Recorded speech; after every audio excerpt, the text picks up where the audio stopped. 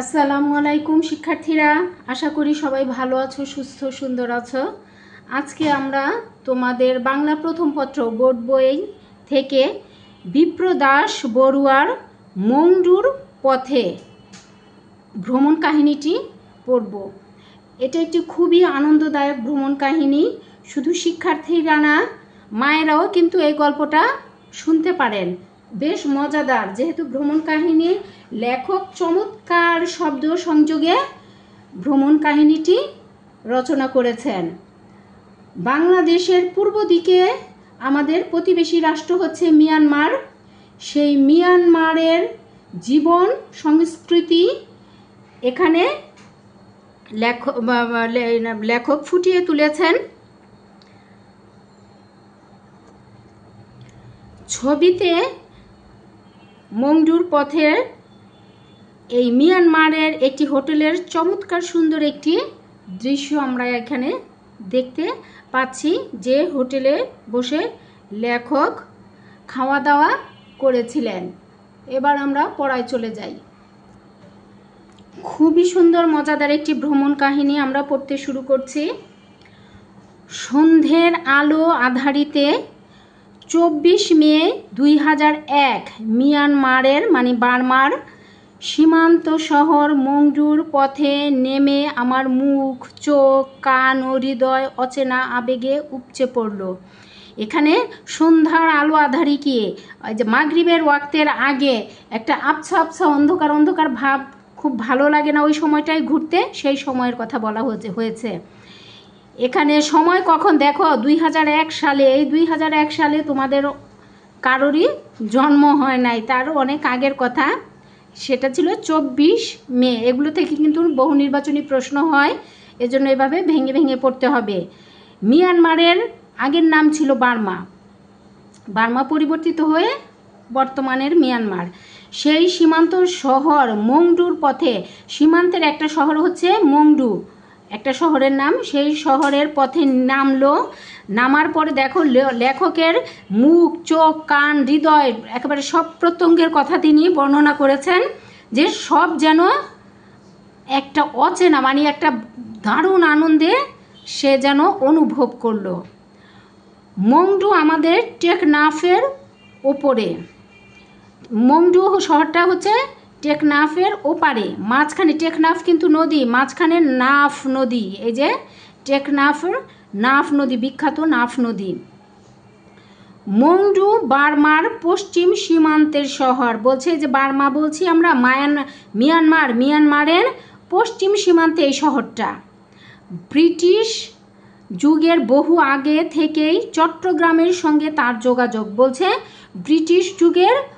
ব্রিটিশের যুগ শুনেছ না, সে তার অনেক আগে থেকেই চট্টগ্রামের সঙ্গে এই বার্মার যোগাযোগ ছিল। তখনকার দিনে আমাদের অনেক মানুষ যারা মোটামুটি ধনী ছিল বা ব্যবসার কাজে যেত, চাকরির সন্ধানে যেত, অনেকেই কিন্তু সেই অনেক আগের কথা, ব্রিটিশ আমলে সেই সময় কিন্তু অনেকেই বার্মা যেত চাকরির জন্য। এক কথায় তখন বিদেশ বলতেই ছিল বার্মা আর লন্ডন। তো লন্ডন মানুষ বেশিরভাগ সময় লেখাপড়ার জন্য যেত, বার্মা যেত চাকরির সন্ধানে। কখনো ছিন্ন, কখনো নিরবচ্ছিন্ন। বলছে কখনো নিরবচ্ছিন্ন একেবারে নীরব, আবার কখনো একটু কম নীরব। পাদ্রি মেস্ট্রো সেবাস্ট্রিন মানরিক 17শ শতাব্দীর প্রথমার্ধে এই পথে আসেন। এখানে একজন পাদ্রির কথা বলা হচ্ছে, মেস্ট্রো সেবাস্ট্রিন মানরিক, তার নাম 17শ শতাব্দীর দিকে প্রথম সে এই মংডুর পথে এসেছিলেন, বার্মায় আর কি।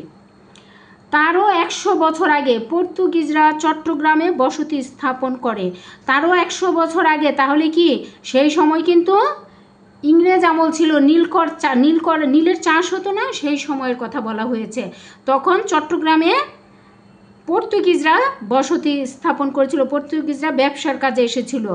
তারা নিজেদের বসতির জায়গাকে বান্ডেল বলতো, যেখানে থাকতো, আমরা যেমন গ্রাম বলি, পাড়া বলি, মহল্লা বলি, তারা বলতো বান্ডেল। এটাও কিন্তু একটা বহু নির্বাচনী গুরুত্বপূর্ণ প্রশ্ন।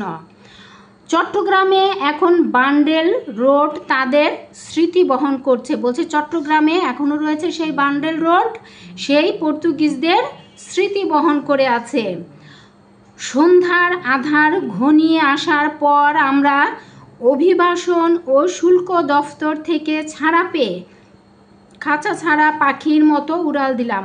বলছে সন্ধ্যার আধার ঘনিয়ে আসার পর, ওই যে আলো আধারির সময় কিন্তু নেমেছে, তারপর যখন আধার ঘনিয়ে আসলো তখন অভিবাসন ও শুল্ক দফতর থেকে মানে ওই এয়ারপোর্ট থেকে তারা ছাড়া পেল, সব কিছু যাচাই বাছাইয়ের পর ছাড়া পেয়ে পাখির মতো উড়াল দিলাম। বলছে এই পথে আসতে পেরে খুশি হয়েছি, পথে আরাকান পড়বে। লেখক বলছেন যে যে পথে যাচ্ছে সেই পথে তিনি খুব খুশি হয়েছেন, কারণ পথে আরাকান পড়বে। আরাকান রাজ্যের ধ্বংসপ্রাপ্ত প্রাচীন রাজধানী ম্রাউক উ দেখতে পাবে। আরাকানের ধ্বংসপ্রাপ্ত প্রাচীন রাজধানীর নাম কি? ম্রাউক উ, একটা ম্রাউক লিখে একটা হাইফেন দিয়ে আবার উ দেখতে পাবে। এক সময় আরাকান বার্মা থেকে আলাদা স্বাধীন রাজ্য ছিল। বলছে এক সময় এই আরাকান বার্মা ছিল আলাদা এবং আরাকানও একটা স্বাধীন রাজ্য ছিল। তার পরিধি ছিল উত্তরে ফেনী নদী থেকে আন্দামান সাগরের কাছাকাছি পুরো বঙ্গোপসাগর উপকূল। বলছে এর পরিধি ছিল, আরাকানের পরিধি ছিল উত্তরে ফেনী নদী থেকে আন্দামান সাগরের কাছাকাছি একেবারে পুরো বঙ্গোপসাগর উপকূল পর্যন্ত। সেখানে বসে পড়েছি এখন। বলছে সেই উপকূলের কাছাকাছি তারা বসে পড়েছে। আরাকান রাজ্যের রাজসভায় দৌলত কাজী আলাওল সাহিত্য চর্চা করেছেন। এখানে বলছে আরাকান রাজ্যে আমরা, এটা কিন্তু ওই যে দৌলত উজির বাহারাম খান আর আলাওল তার বিখ্যাত লেখা হচ্ছে পদ্মাবতী, এগুলো বড় ক্লাসে উঠলে তোমরা পড়তে পারবে। তারাও বলছেন এই আরাকান রাজ্যের রাজসভায় সভা আলোকিত করেছিলেন, সেখানে তারা সাহিত্য চর্চা করতেন।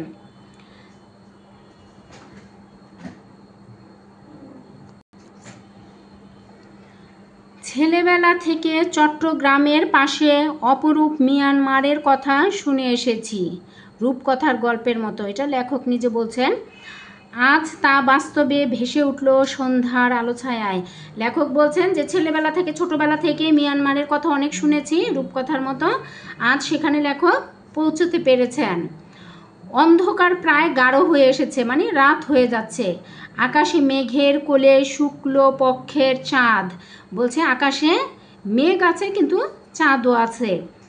আমার হাতে ও কাঁধে ঝোলাঝুলি, হাতে এবং কাঁধে ব্যাগ আর কি, ব্যাগপত্র। শুল্ক অফিসের চৌহদ্দি পেরিয়ে 50 কদম না যেতেই বাঁ দিকে বড় বড় রেস্তোরাঁ, প্রায় জনমানবহীন। বলছে শুল্ক অফিস কি, যেখানে থেকে এয়ারপোর্টে গাড়ি থেকে নেমে সেখানে শুল্ক আদায় করতে হয় বিদেশিদের। তো সেই দেশে তো মিয়ানমারে তো আমাদের লেখক বিদেশি, তাই না?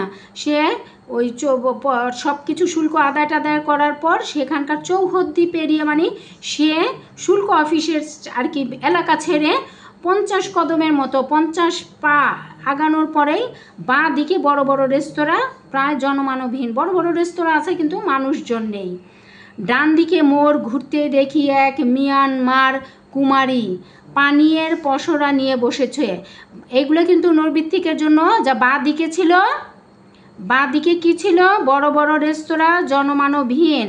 আর ডান দিকে দেখো, ডান দিকে মোড় ঘুরতেই দেখি এক মিয়ানমার কুমারী পানীয়ের পসরা নিয়ে বসেছে। পসরা মানে কিন্তু দোকান, পানির দোকান নিয়ে বসেছে।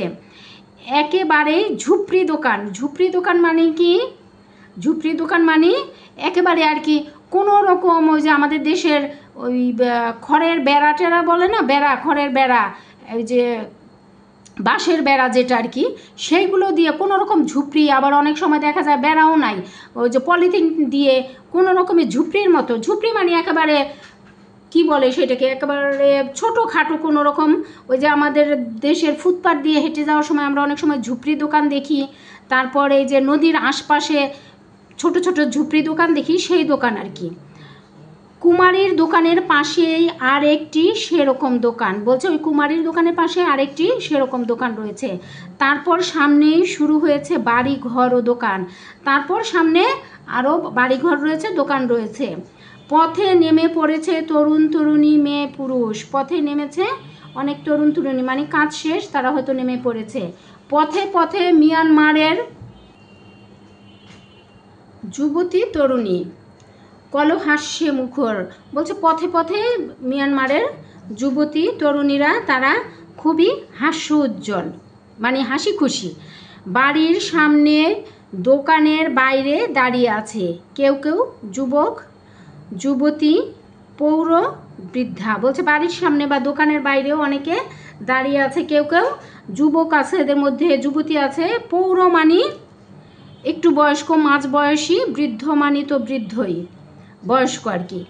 মিয়ানমারের সবাই লুঙ্গি পরে, মিয়ানমারের সবাই লুঙ্গি জাতীয় পোশাক পরে। মেয়েদের পরনে লুঙ্গি, মানে তারা ওইরকম একটা ড্রেস পরে, ও ঝলমলে ব্লাউজ, জাতীয় জামা বা গেঞ্জি, চুলে ফুল গোজা, চিরুনি ও রিবন ফিতে। বলছে এটা কিন্তু মেয়েদের পরনে, কি মেয়েদের পোশাক, এটা মনে রাখতে হবে। মেয়েদের পরনে হচ্ছে লুঙ্গি, ঝলমলে ব্লাউজ জাতীয় জামা বা গেঞ্জি, আর চুলে ফুল গোজা থাকে, চিরুনি ও রিবন ফিতে। চুলে চিরুনির মতো এক ধরনের ওই যে ক্লিপ থাকে চিরুনির মতো, সেটা। রিবন মানে হচ্ছে রাবার, যেগুলো দিয়ে রাবার দিয়ে আমরা চুল বাঁধি মেয়েরা, আর ফিতেও দেয় তারা। পাশ দিয়ে একটা পাইকা চলে যাচ্ছে, 3 চাকার রিক্সা, যেমন মোটর বাইকের পাশে আর একটা চাকা লাগিয়ে ক্যারিয়ারে বউ বাচ্চা বসতে পারে, এও প্রায় তেমনি। বলছে একটা পাইকা, ওইখানকার যানবাহনের একটা নামের কথা বলা হয়েছে পাইকা। বলছে 3 চাকা রিক্সার মতো। আবার মোটর সাইকেলে বাইকের পাশে আর কি, মোটর বাইকের মতোই পাশে একটা চাকা লাগিয়ে ক্যারিয়ারের মতো, ক্যারিয়ার মানে হচ্ছে ক্যাবিন, ক্যাবিনের মতো যাতে বউ বাচ্চা বসতে পারে এমনভাবে তৈরি সেগুলো। সারা মিয়ানমারে আমাদের রিক্সার বদলে পাইকা। বলছে সারা মিয়ানমারে আমাদের যেমন সারা ঢাকা শহরে শুধু রিক্সা, ওদের ওইখানে এরকম, এটাকে বলে পাইকা। স্থানীয় মুসলমানরা এর একচেটিয়া চালক। ওইখানকার মিয়ানমারের যে মুসলমানরা তারাই এই পাইকাগুলো চালায়। মংডুর ব্যবসাও প্রায় ওদের দখলে। বলছে এই মুসলমানদের দখলেই সেখানকার ব্যবসা বাণিজ্য, আর হিন্দুরাও আছে। ইউনাইটেড হোটেলে পৌঁছলাম কিন্তু জায়গা হলো না। বলছে ইউনাইটেড একটা বড় হোটেল কিন্তু মিয়ানমারের, বার্মার, আগে বার্মা নাম ছিল, কিন্তু সেখানে জায়গা পেলেন না লেখক। আগে ভাগে যারা গেছে তারা জায়গা দখল করে নিয়েছে, আগে যারা গিয়েছে তারাই সিট পেয়েছে আর কি, ক্যাবিন বুকিং দিতে পেরেছে। প্রায় অনাথের মতো বোচকা বুচকি নিয়ে নতুন হোটেলের উদ্দেশ্যে চললাম। বলছে একেবারে অনাথের মতো, যখন আমরা কোথাও যাই একটা কিছু আশা করে না হলে কি আমরা একেবারে খুব মন খারাপ করি না, যে যা কিছুই হলো না, কিছুই পেলাম না, সেরকম লেখক একেবারে অনাথের মতো সে বোচকা বুচকি মানে তার ব্যাগ প্যাটরা নিয়ে অন্য নতুন হোটেলে জায়গা পায় কিনা সে উদ্দেশ্যে চললেন। আমরা খুঁজে পেতে যে হোটেল পেলাম তার অবস্থা শোচনীয় বললে কম বলা হয়। বলছে তারপর খোঁজাখুঁজির পর যেই হোটেল লেখক পেল সেটার যে এমন শোচনীয় অবস্থা, শোচনীয় অবস্থা বলতে আমরা কি বুঝি, একেবারে যেমন তেমন অবস্থা বুঝি। বলছে শোচনীয় অবস্থা বললে সেটাকে কম বলা হবে, আরও বেশি কিছু বলা উচিত। বেড়ার ঘরের দোতলার মাছ বারান্দায় বসেই টের পেলাম, বেড়ার ঘর মানে এই যে বাঁশের বেড়া, সেটার ঘর, সেই হোটেলটা ছিল বেড়ার তৈরি। বলছে সেটা আবার দোতলা, তার মাছ বারান্দায় বসেই লেখক টের পেলেন, কি টের পেলেন, একটা 4র্থ শ্রেণীর হোটেল হতে পারে, এটা একটা 4র্থ শ্রেণীর হোটেল, মানে 1ম শ্রেণীর হোটেলও না, 2য় শ্রেণী না, 3য় শ্রেণী না, একেবারে 4র্থ শ্রেণীতে যেয়ে পৌঁছেছেন। কাঠের মেঝে, মেঝেটা কাঠের, কাঠের যেমন তেমন দেয়াল, আবার দেয়ালগুলো কাঠের। বিছানায় গিয়ে পরখ করে দেখি উঁচু নিচু চষা জমির মতো তোষক। বিছানায় যে বলছে যে তোষকটা যে বিছানার উপর থাকে সেটা এমন আর কি উঁচু নিচু চষা জমি। ওই যে জমিতে যেমন জমি চাষ করলে উঁচু নিচু মাটিগুলা হাঁটা যায় না, সেই রকম তোষক আর কি জমে জমে গেছে, কম দামি তোষক।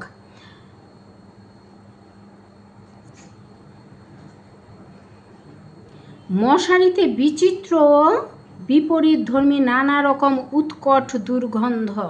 বলছে মশারি একেবারে ধোয়া না আর কি। মাথার উপরে পাখা আছে কিন্তু রাত 9টার পর তো বিজলি থাকবে না। বলছে মাথার উপরে একটা পাখা দেখা যাচ্ছে ঠিকই, তো রাত 9টার পর এখানে বিদ্যুৎ থাকবে না, বিজলি মানে বিদ্যুৎ থাকবে না। তখন গ্লাভস পরে হাতে ধোয়ার অবস্থা হবে। বলছে তখন গ্লাভস পরলে হাত ধুলে যেরকম অবস্থা হয়, মানে একেবারে ঘেমে চুমে একাকার, সেরকম অবস্থাকে লেখক এখানে বুঝিয়েছেন, গ্লাভস পরে হাত ধোয়ার অবস্থা। নিলাম ফ্যান ছাড়া একটি কক্ষ। এই জন্য লেখকও আবার কি করলো, খুব চালাকির পরিচয় দিল। সে যে ফ্যান তো বিজলি তো থাকবেই না, কাজেই সে ফ্যান ছাড়া একটা কক্ষ নিল ভাড়া। পরে মনে পড়লো ফ্যান থাকলেই বা কি, আমার তো রাতে ফ্যান সহ্য হয় না, বাতিও থাকবে না রাতে। বলছে লেখকের আবার হয়তো ঠান্ডার সমস্যা ছিল, ঠান্ডা তার একেবারেই সহ্য হয় না। মাঝবয়সী এক নারী আমাদের প্রায় টেনে নিয়ে গেল তার রয়্যাল রেস্তোরাঁয় রাতের খাওয়ার জন্য। বলছে মাঝবয়সী মানে 50 বছর হবে, মাঝবয়সী মানে 50, এক মহিলা এসে তাদেরকে প্রায় টেনে, মানে লেখক যেতে চায়নি বলে এই কথা বলা হচ্ছে যে টেনে নিয়ে গেল, যেতে চায় রাজি ছিল না, তারপরেও গেল। এই জন্য রয়্যাল রেস্তোরাঁয় রাতের খাওয়ার জন্য। কোন রেস্তোরাঁয়? রেস্তোরাঁর নাম হচ্ছে রাতের খাওয়ার জন্য লেখক গিয়েছিলেন রয়্যাল রেস্তোরাঁয় রাতের খাওয়ার জন্য। এগুলো কিন্তু নৈর্বিকের জন্য মনে রাখতে হবে। ইউনাইটেড হোটেলে যারা উঠেছে তারা নাকি ওদিকে এক মুসলিম রেস্তোরাঁয় খেয়ে নিচ্ছে। বলছে ইউনাইটেডে যারা গিয়েছে তারা ওইখানে মুসলিম রেস্তোরাঁয় খেয়ে নিচ্ছে। রয়্যাল রেস্তোরাঁ মন্দ নয়, সুন্দর ঝকঝকে টেবিল টুল, বাসন কোসন ভদ্রস। বলছে টুল টেবিল সুন্দর, বাসন কোসনও বেশ ভদ্র, মানে ভালো। ভাতের দোকান বলেই উঁচু টেবিল ও প্লাস্টিকের টুল। বলছে ভাতের দোকান, ভাত খাওয়ার জন্য হোটেল, সেজন্য সেখানে কি ছিল, উঁচু টেবিল ও প্লাস্টিকের টুল ছিল। এগুলো পড়তে হবে ভালো করে। সম্ভবত চীন থেকে আমদানি এই টুল। দেখো লেখকের কি বিচক্ষণ দৃষ্টি, সে কোত্থেকে আমদানি করছে সেগুলোও তার বাদ যায়নি, দৃষ্টির বাইরে যায়নি। সাধারণ বর্মী রেস্তোরাঁয় নিচু টেবিল ও টুল থাকে। বলছে ওই যে বার্মাদের যে সাধারণ রেস্তোরাঁ থাকে, তাদের দেশীয় রেস্তোরাঁ, সেখানে নিচু টুল আর টেবিল থাকে। রেস্তোরাঁর রাখাইন মালকিনের বয়স প্রথমে বুঝতে পারিনি। এখানে মালিক কিন্তু বলে নাই, মালকিন মানে মহিলা, কিন্তু রাখাইন মহিলার বয়স প্রথমে বোঝা যায়নি। বলে কি ওর বড় ছেলে কলেজে পড়ে। বলছে লেখক পরে শুনে অবাক হয়েছেন যে ওই মালকিন মানে মালিক মহিলার বড় ছেলে কলেজে পড়ে। কক্সবাজার ও পটুয়াখালীতে রাখাইন আছে। আমাদের দেশের কোথায় আছে রাখাইনরা? কক্সবাজার এবং পটুয়াখালীতে। এখন বুঝতে পারলাম আমার দেশের রাখাইনদের কত কম জানি। বলছে ওখানে যে বুঝতে পারলো যে আসলেই কি আমরা বাংলাদেশে থাকি, কিন্তু আমাদের দেশের রাখাইন সম্বন্ধে আমরা কি কেউ জানি? কেউ জানি না, একা নাও জানি না। তুমি আমরা কেউ এসবের খবরই রাখি না। তাদের খাদ্যাভ্যাস, আচার আচরণ, ভাষা, সংস্কৃতি সম্পর্কে প্রায় কিছুই জানি না। তাহলে কি করে দেশের সব মানুষের সঙ্গে আমার সখ্য নিবিড় হবে? সখ্য মানে বন্ধুত্ব, সখ্যতা, নিবিড় মানে গভীর হবে। বলছে এই রাখাইনদের সম্পর্কে আমরা জানি না, তাহলে আমাদের দেশের তো এরকম কত সম্প্রদায়ের লোক আছে, তাদের সাথে আমাদের কিভাবে সম্পর্ক গভীর হবে?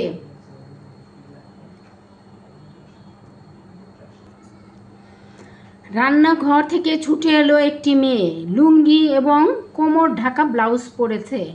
ওর নাম ঝর্ণা। চেহারা ও স্বাস্থ্য গরিব ঘরের রোগা পটকা নারীর মতো। দেখো কত সূক্ষ্ম দৃষ্টি দিয়ে লেখক কি করেছেন, এসব ভ্রমণ কাহিনী মজাদারভাবে তুলে ধরেছেন। বলছে একটা মেয়ে রান্নাঘর থেকে চলে আসলো, ছুটে আসলো, তার লুঙ্গি এবং কোমর ঢাকা একটি ব্লাউজ পরা, তার নাম ঝর্ণা। চেহারা ও স্বাস্থ্য গরিব ঘরের রোগা পটকা নারীর মতো। বলছে চেহারা ও স্বাস্থ্য দেখে বোঝা যায় যে সে গরিব ঘরের মহিলা। পোড়া লঙ্কা কচলে নুন তেল দিয়ে ভর্তা করলো। সে কি করলো? পোড়া লঙ্কা, পোড়া মরিচ দিয়ে আর নুন কচলে সেটা ভর্তা করলো। একটা প্লেটে তার সঙ্গে দিল কচি লেবু পাতা, সেই ভর্তার সাথে দিল একটা প্লেটে কচি লেবু পাতা। বাহ, খাস চট্টগ্রামের খাবার। লেখক বলছেন যে এগুলো একেবারে আমাদের চট্টগ্রামী খাবার। আসলে এদের থেকে চট্টগ্রামের বড়ুয়ারা এই খাবার নিয়েছে। বলছে আসলে এদের থেকেই, এই মিয়ানমারের লোকদের থেকেই চট্টগ্রামের বড়ুয়ারা এই খাবার প্রচলিত করেছে তাদের দেশে, আমাদের দেশে চট্টগ্রামে। চাকমা মারমারা ধানি লঙ্কা পুড়ে নুন ও পেঁয়াজ দিয়ে ভর্তা করে। ধানি লঙ্কা মানে কি? ঝালমরিচ, এবং পুড়ে নুন আর পেঁয়াজ দিয়ে ভর্তা করে। পোড়া বা সেদ্ধ ধানি লঙ্কা কুইজায় বা মাটির হামানদিস্তায় পিষে নেয়। কুইজা বা মাটির হামানদিস্তা মানে ওই যে ছেঁচুনি, যেটা পান ছেঁচে খায় না অনেকে, আবার এখন অনেকে মশলাও ছেঁচে, সেটাই সেই ছেঁচুনির নাম হামানদিস্তা, সেটাই পিষে নেয়। একটা রাত কেটে গেল অখ্যাত বা কুশ্রী হোটেলে। লেখক বলছেন লেখকের একটা রাত কেটে গেল একটা অখ্যাত এবং কোনো রকম একটা হোটেলে। 25 মে দ্বিতীয় দিন, 24 মে সেখানে গিয়েছিল, রাত পার হলো, এবার 25 মে দ্বিতীয় দিন। মহাথেরোর সঙ্গে মংডুর প্রধান সড়ক ধরে চলছি। কার সাথে? যার সাথে চলছে তার নাম মহাথেরোর। বাজার, দুপাশে বাড়ি, বাড়ির নিচে দোকান। বলছে দুই পাশেই, বাজারের দুই পাশেই বাড়ি এবং বাড়ির নিচে দোকান। ভেতরের বাড়িগুলো সেগুন কাঠের থাম বা পাকা থামের উপর। ভেতরে যে বাড়িগুলো আছে সেগুলো সেগুন কাঠের থাম বা পাকা থামের উপর। গত রাতে বৃষ্টি হয়েছিল। গত রাতে মানে 24 মে বৃষ্টি হয়েছিল। ভেজা পথ, গাছ পালার পাতা চকচক করছে ধাতব নতুন টাকার মতো। বলছে যে বৃষ্টির কারণে গাছপালাগুলো কি ধাতব মানে ওই যে পয়সার মতো, পয়সাগুলো রোদ্রের আলোতে চিকচিক করে না, সেই রকম চিকচিক করছে। বৃষ্টি, শিরীষ, আম, কাঁঠাল, কৃষ্ণচূড়া সবই আমাদের মতো। এখানে বৃষ্টি, শিরীষ একটা গাছ, আম, কাঁঠাল, কৃষ্ণচূড়া সব বলছে বাংলাদেশের মতো। পদাউকের পাতা লকলক করছে। পদাউক একটা গাছ, গাছের পাতা লকলক করছে। কোন গাছের পাতা লকলক করছে? পদাউকের পাতা। পদাউকের সোনা রং ফুল ফোটার এটি সময়। পদাউকের ফুলগুলো সোনালি হয় এবং সেই ফুল ফোটার সময় ছিল এই মে মাসেই। মিয়ানমারে ওদের নাম সেন্না। মংডুর কিছু গাছ ব্রিটিশ আমলের। সেন্না কিন্তু ওই সোনালি ফুলগুলোর নাম সেন্না। আর মংডুর কিছু গাছ হচ্ছে ব্রিটিশ আমলেরও আছে। ওদের বয়সী শতাব্দী বা তার চেয়েও বেশি। কাদের বয়স? ওই গাছগুলোর বয়স শতাব্দী মানে 100 বছর। বৃষ্টি, শিরীষ, তেঁতুল এবং একটু কম বয়সী নারিকেল গাছ আছে। কাঠ গোলাপ ও সোনালু। নারকেল সর্বত্র, নারকেল গাছ রয়েছে সব জায়গায়। বাড়ির সামনে নারকেল গাছটির গোড়ার দিকে মাথা সমান উঁচুতে আর্কিড রয়েছে। আবার আর্কিড গাছও রয়েছে ওই যে নারকেল গাছের গোড়ার দিকে।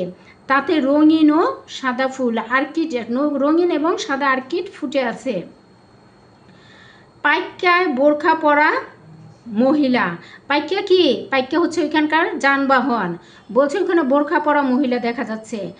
তার ওপর মাথায় ছাতা, আবার মাথায় ছাতাও দিয়েছে তারা।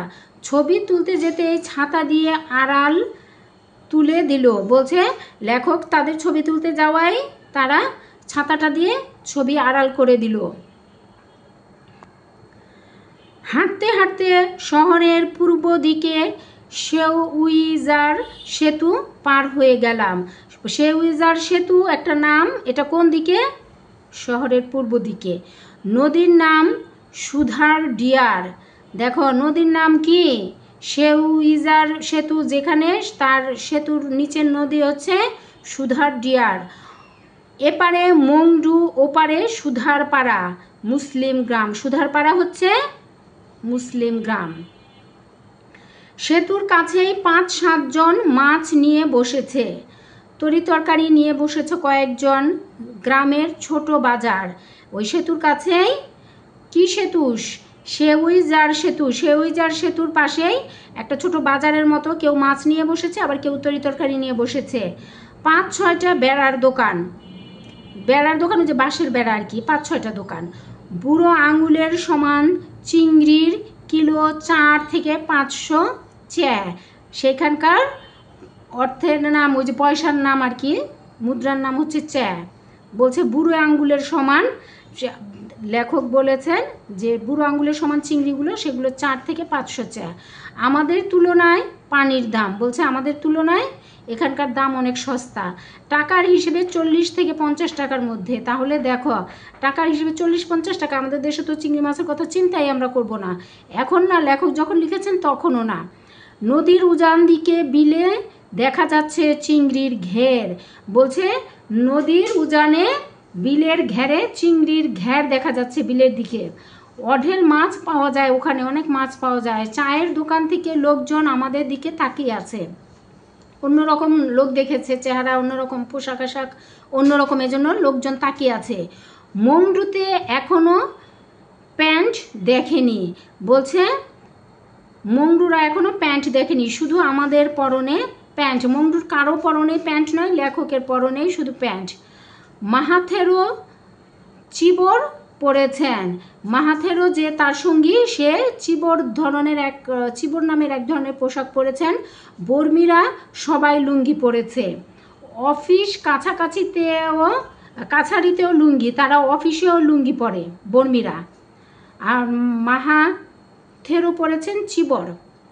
গতকাল শুল্ক অফিসের 2 জনের প্যান্ট দেখেছি। বলছে ওইখানে কোনো কারো প্যান্ট নাই, ওরা পুলিশ। অন্যদের লুঙ্গি, অন্য সবাই লুঙ্গি। লুঙ্গি, ফুঙ্গি ও প্যাগোডা, এই 3 নিয়ে মিয়ানমার। Important line. ফুঙ্গি হলো বৌদ্ধ ভিক্ষু। গম, তারপর সাম্মান বা সাম্পান, শাবক, থার্মি বর্মী রমণীদের সেলাইবিহীন লুঙ্গি ইত্যাদি অনেক শব্দ বার্মা ও আরাকান থেকে চট্টগ্রাম হয়ে বাংলা ভাষায় ঢুকেছে। যে বাংলা ভাষায় আমরা অনেক বিদেশি শব্দ ব্যবহার করি না, সেগুলো কথা লেখক বলেছেন।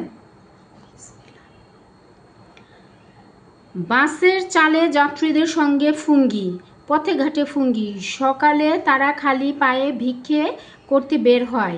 ভিক্ষে ছাড়া ভিক্ষু বা ফুঙ্গিদের চলবে না, ভিক্ষাই তাদের জীবিকা। এখানে কাদের কথা বলা হচ্ছে? ও যে বৌদ্ধ ভিক্ষু। ফুঙ্গি হলো বৌদ্ধ ভিক্ষু, এই ভিক্ষুদের কথা বলা হয়েছে। ভিক্ষুদের পরিধেয় চিবর সেলাইবিহীন লুঙ্গির মতো, গায়ে আলাদা অন্য এক টুকরো চিবর থাকে। হাত কাটা ও এক কাঁধ কাটা একটা গেঞ্জি থাকে। কোমরে বেল্ট জাতীয় অর্থাৎ সেলাই করা কাপড়ের কোমর বন্ধনী থাকে। এসব মিলে ত্রিচিবর। আচ্ছা, এটা কিন্তু এই লাইনগুলো আমি দাগিয়ে দিচ্ছি, ইম্পর্টেন্ট লাইন। এরা কী কী পোশাক পরে ভিক্ষুরা, বৌদ্ধ ভিক্ষুরা? এই ত্রিচিবর পরে, এবং কোনটা কোনটা মিলিয়ে ত্রিচিবর সেটা দাগ দিয়ে দিলাম। আর হাতে থাকে সাবাইক বা ভিক্ষাপাত্র, ওই দেশের ভাষায় সাবাইক, আমরা বলি ভিক্ষাপাত্র। আদিতে এটি কাঠ বা লোহার হতো, এখন লাখা দিয়ে তৈরি হয়। ভিক্ষুদের চিবর বিশেষ মাপে এবং অনেক জোড়া দিয়ে সেলাই করা হয়, এটি নিয়ম। সাধারণ লাল ও লালের কাছাকাছি রঙে চিবর রং করা হয়। বার্মায় ফুঙ্গিদের অত্যন্ত সম্মানের চোখে দেখা হয়। দেখো এই যারা ভিক্ষা করে বেড়ায়, হ্যাঁ ভিক্ষু, কিন্তু এদেরকে অনেক সম্মানের সাথে বার্মায় দেখা হয়। ছেলে বুড়ো যুবক যুবতী সবার পরিধানে লুঙ্গি, স্কুলের পোশাকও লুঙ্গি ও জামা বা শার্ট। বর্মী মুসলমান হিন্দু বড়ুয়া খ্রিস্টান সবার লুঙ্গি। বর্মীরা শার্টটি লুঙ্গির নিচে গুজে দেয়, মানে শার্ট দিয়ে প্যান্টের মতো আর কি ইন করে পরে। মংডুর মুসলিমরা শার্ট পরে লুঙ্গির বাইরে, আবার মুসলিমরা শার্ট লুঙ্গির বাইরে পরে, ইন করে না। বার্মা থেকে চট্টগ্রাম হয়ে বাংলাদেশে লুঙ্গির প্রবেশ করে, তাহলে দেখা যায় লুঙ্গির, আমাদের বাঙালিদের লুঙ্গির ইতিহাসে বার্মা থেকে এসেছে। মাত্র 100 বছরের মধ্যে সারা বাংলা হয়ে পশ্চিমবঙ্গ পর্যন্ত লুঙ্গি চলে গেছে। বলছে 100 বছরে পশ্চিমবঙ্গ এই লুঙ্গি চলে গেছে। লুঙ্গি, শার্ট ও বর্মি কোট, মাথায় বর্মি টুপি, পায়ে 2 ফিতের মজবুত স্যান্ডেল বর্মীদের জাতীয় পোশাক। দেখো এই আন্ডারলাইন করে দিচ্ছি বর্মীদের জাতীয় পোশাক কি কি।